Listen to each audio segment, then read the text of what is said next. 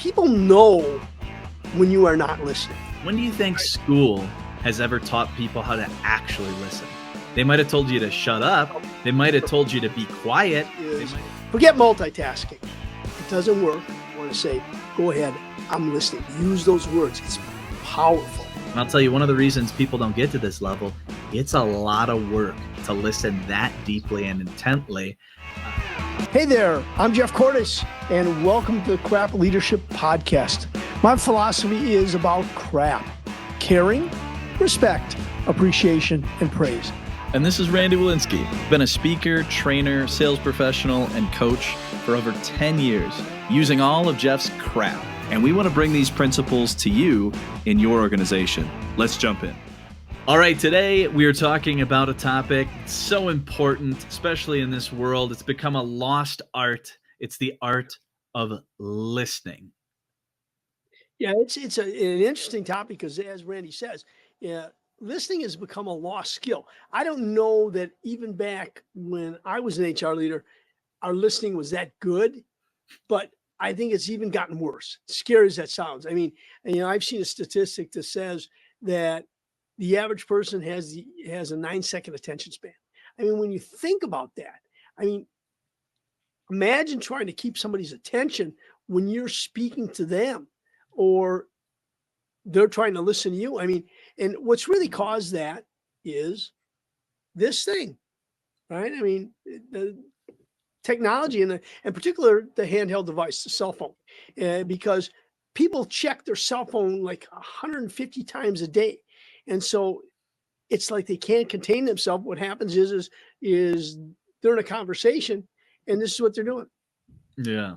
Well, if you think you said it's always been bad, think about how long you could go back, pick any of the school model for 150 years. When do you think school has ever taught people how to actually listen? They might have told you to shut up. They might have told you to be quiet. They might have said, don't disturb the class, but they never taught you how to actively listen. It was just to be quiet, which is not the same thing. That is not even the first level of listening. Right. And I mean, unless you've gone to an outside course, I have not heard of a university out there that teaches a course on listening. Yes. And as a result, people come out of college and they don't know how to listen, and they're used to using this thing. And so it all kind of compounds itself. So, I mean, if you want your people to listen, you basically have to teach them, or you have to send them in outside classes and then teach them. 100%. You've got to go to a continuing education seminar somewhere where it's focused on learning how to listen. You've got to pay attention to it, maybe on a YouTube or some other thing, but it takes a lot of effort. That's why it just doesn't come naturally, right? People might be respected, but let's jump into it. So I want to talk first about, to set the framework for this, the levels of listening. There's going to be 4 of them, probably 2 of them you've never even thought about. And the 2 you're like, yeah, that makes sense. So number one is like being present. It's what school, hey, is everybody here? Are you present? I'm present. You might be looking at the people, God forbid if you're not making eye contact, but you're looking at them and you're not talking. That's like the first level. Doesn't mean you're engaged. Doesn't mean anything. It just means, the lights are on, but maybe nobody's even home. You're just sitting there. You're just kind of there. You're there. You're not talking. That's what people passes for most, like 90% of the world's listening. Let's go to number 2. This is where you get into at the seminar, which is active listening. That means it's a back and forth. It's eye contact. It's communication. It's nonverbal cues. It's maybe asking a question to clarify. It's just the active conversation. It's good, decent conversation.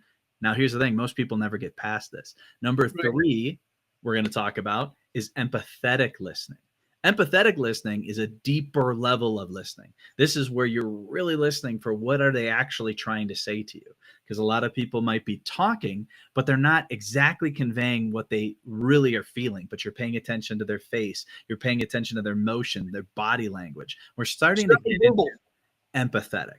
Yeah, absolutely. Those nonverbal things that you can pick up, and which is why I always like to do face-to-face communication, because when you're in the room, you can feel those vibes and you get a feel for whether or not somebody is listening or not. A little harder on Zoom and less effective is even on a telephone call.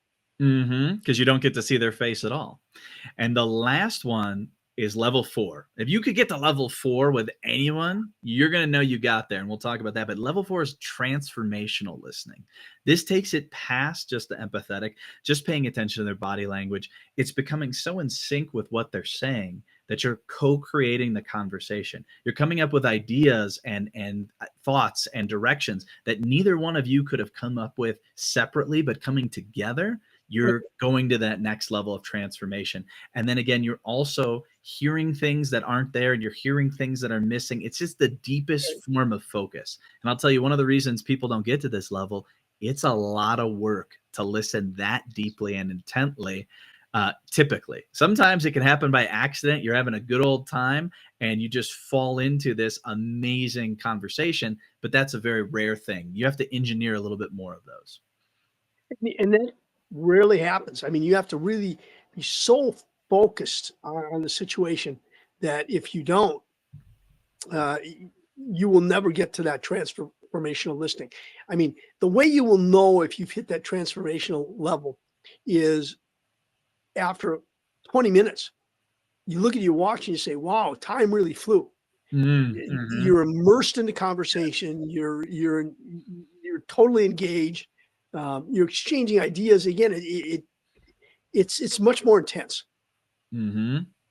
And I would say a lot of people aren't willing to put that level of energy into their listening. But geez, if you can get past 2 or third or to the third level, you're doing very good as a leader. You're doing very good as the person on the receiving end of it. 4 is aspirational or just for those unique circumstances, but that's where you could get to. And I know you mentioned, Jeff, one of the things, again, I said energy. I think the other thing you mentioned right at the beginning, people don't have the attention span to focus on another individual that intentionally. They're goldfish, as you say in your presentation on listening. They got actually goldfish, I think, exceed the attention span of humans, if I'm not mistaken. Gee, and that is a scary stat, but yeah, goldfish have a longer attention span than people.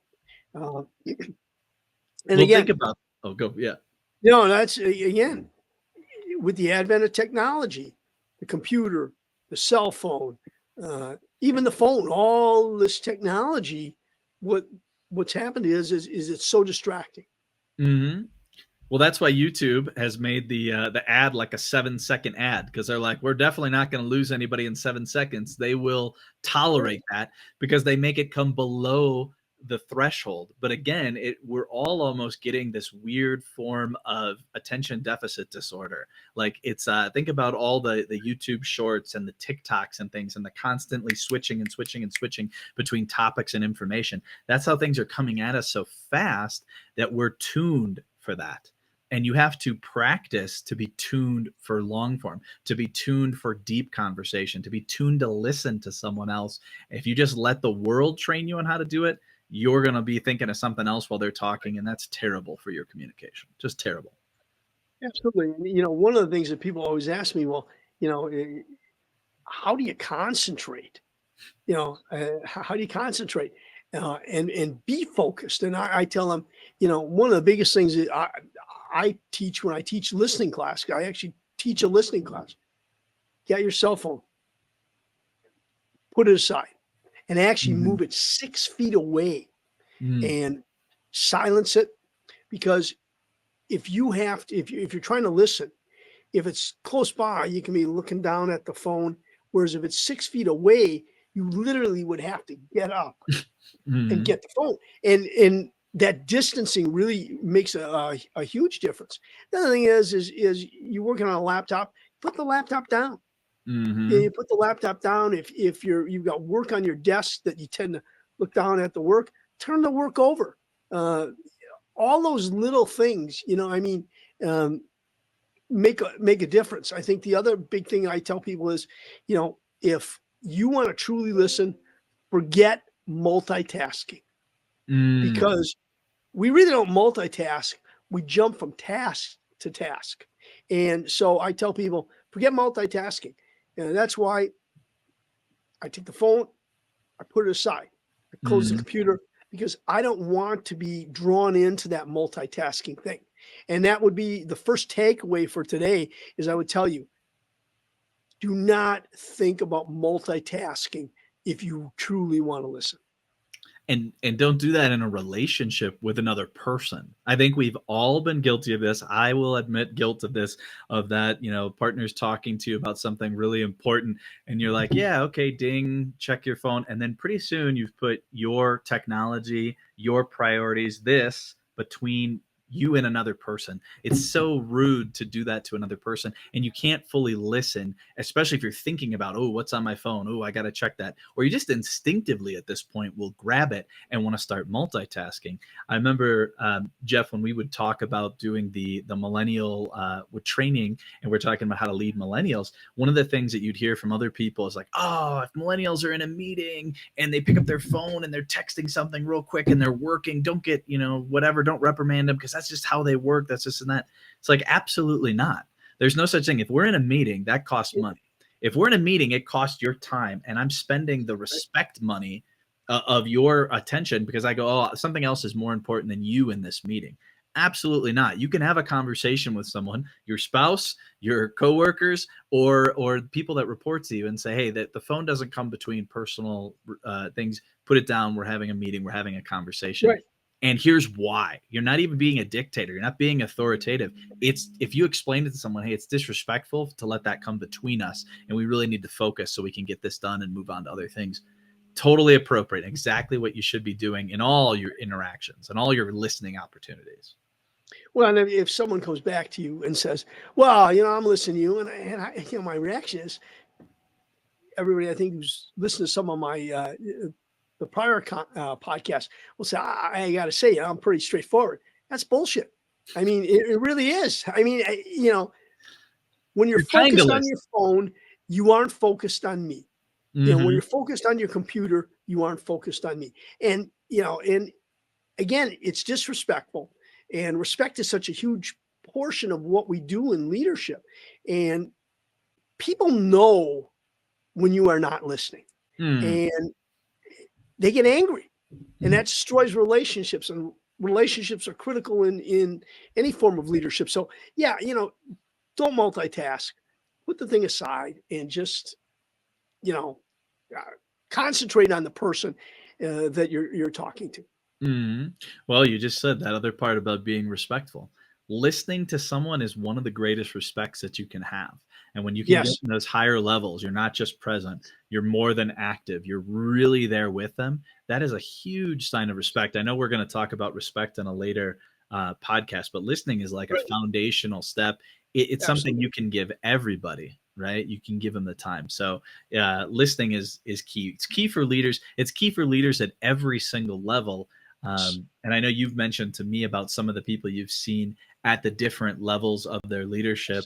I've seen people at the highest level have horrible communication skills, and I've seen people at every level have horrible. So you have to really work on these things. You have to work on listening. You have to learn to respond appropriately with what they said because you were paying attention. You weren't just waiting for your chance to talk, right? Because you were actually connected with the person. So you respond to what they had to say. But I know you have said, hey, Randy, I've actually seen people at some of the highest levels have amazing listening Absolutely. skills. And I Yeah. think that could help if you share that. Well, I think what I've seen is some of the best, and I've worked for some C-suite leaders that were phenomenal.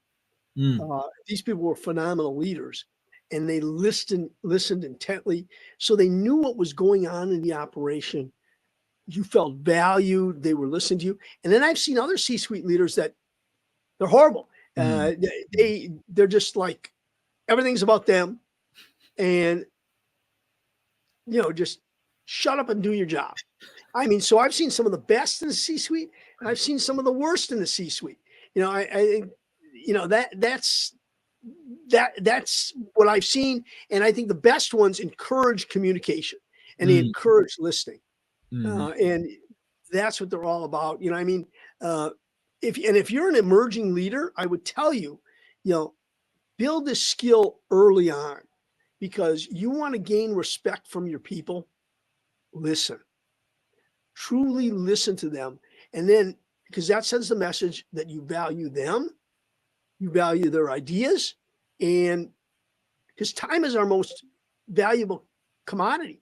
And if you're willing to take the time and truly listen discuss, have a dialogue, and get into that fourth level, your people will look at you and say, wow, uh, this person is really a good leader. It sends a sign of respect, and it also enables you to gather information that's very important to your operation as well. Um, Mm. yeah, I mean, and then the last thing I would say is the best thing that I would tell you is anybody who's ever seen the show Frasier, you Yeah. know, Dr. Fraser Crane, uh, he's on the radio as a radio psychologist, and a call would come in, and he would always tell people, "Go ahead, I'm listening." That is powerful. So someone comes into your office, you've shut the computer down, put the phone aside, you've done all this stuff. They have a seat, and then best way to send the message that you're listening is to tell the person you're listening, and you say, Mm. "Go ahead, I'm listening," and then shut Mm. up and listen. That's why the number two takeaway would be is use what Dr. Fraser Crane said and tell people, "Go ahead, I'm listening," and then shut Mm. up. I think that's really good. And again, that was a fictional TV show, and he was on the air and he was doing that. But I'm actually picturing it, and I think that people in the remote work environment should do more of that exact thing, where they stop Yes, everything they're doing, and all they're doing is either listening to the voice or looking at the screen with the person on it and having them right. talk. Because what tends to happen, because the computer's already open, you can have multiple tabs, you can have multiple screens. I could put my phone down here and I can kind of like see, like right now, you can't even tell. I could be on my phone and kind of look down, and I could be on it, but still basically facing you. That's Yeah, but terrible. That's multitasking again. But well, people know intuitively when you're not listening. I mean, or you're sitting there in a conversation and you're talking to the person and you hear the keyboard clicking away. Well, you know what's happening. They're trying to multitask, but they're not listening to you. They're Mhm. typing away on the computer, or you see them glancing down and things like that. They're distracted. They're elsewhere. And what happens is people start to get angry. They may not say anything, but it's like, wait a second, this guy's not listening to me at all. Yeah. And that, again, it's disrespectful and it hurts you as a leader. If you're a leader listening to this podcast, gaining respect from your people. Yes. Well, as Dr. Fraser, you got to do the same thing. There was nothing else going on. I know it like started in the 90s or whatever, so maybe that just wasn't popular. But Yeah, but as a even matter of fact, I watched an episode of Frasier on TV last night. Yeah, yes, I mean it's still on the reruns. So if you want to uh, pick up pick that up, tip. yeah. But Well, aside from listening with Dr. Fraser Crane, if you've never seen the episode where he gets in a motorhome and they mistakenly go into Canada, you got to see that episode. oh yes, and It's Daphne, it's one of the best ever. Anyway, I and digress. Daphne's with him. No, that there are so many great ones of that show. I mean, we're going to totally digress from listening, but um, there is that good, perfect example of how to listen, where it was just him and the microphone, and he was intently listening to their Yes, problems and then responding, and there was a two-way conversation, obviously for humor in a lot of senses, but just that piece that leaders can communicate that they're present. That's like the sub thing. You're right. telling her to be like Dr. Fraser Crane. The sub aspect of that is be 100% present. That's how you're going to actually be able to listen. That's how people are going to know that you care about them, that you're taking that time to be present with them. And so many people are going to be so different where they're never present. They're always in a million places. You can distinguish yourself by being present in that conversation with that person, with that employee, with that boss, whoever you're having a conversation, you can distinguish yourself that way. And if you're a boss, keep this in mind. And we talked about this statistic in other one of our podcasts is 75% of the people say the worst thing about their job is their boss. Well, we want you to be in that 25%. And one of the ways to get yourself in that 25% is be a great listener. Mm. Randy, is there anything else we need to talk about it in this session? Because we're What coming up on 18 minutes or 19 minutes. we kind of Anything else? covered it. We kind of covered it already, but I think that just the recap, that the last takeaway for that is that listening is a sign of respect. Respect Yeah. is foundational for you to keep your people, to keep them engaged, to have them coming to you, to have them wanting to work hard, for wanting them to stay. All the things that you want as a leader come from Yep. earning and creating that respect, and listening is one of the best ways to do that. So just remember, that's another It's kind of reason. takeaway number 3, right? That's the reason. But yeah, if you want to recap them, and then we'll bring it in for a landing here. Okay. Well, the 3 takeaways for today is forget multitasking. It doesn't work. You send a sign that you're not listening and you're being disrespectful. The other thing is use what Dr. Fraser Crane said. And when someone comes in and you're getting ready to listen, you close things up, and then you want to say, go ahead, I'm listening. Use those words. It's powerful. And then the last one is people know if you are not listening. People know if you're not listening, and it's a sign of disrespect. And that's the last thing you want as a leader, to be disrespecting your people. So those are the big 3 takeaways for today. I'm Jeff Cordes, and I want to tell you, remember, lead your people with C.R.A.P. Why? Because C.R.A.P works. I'm Jeff Cordes. I'm Randy Walensky. Take care. Have a good one. Take care. We'll see you next time.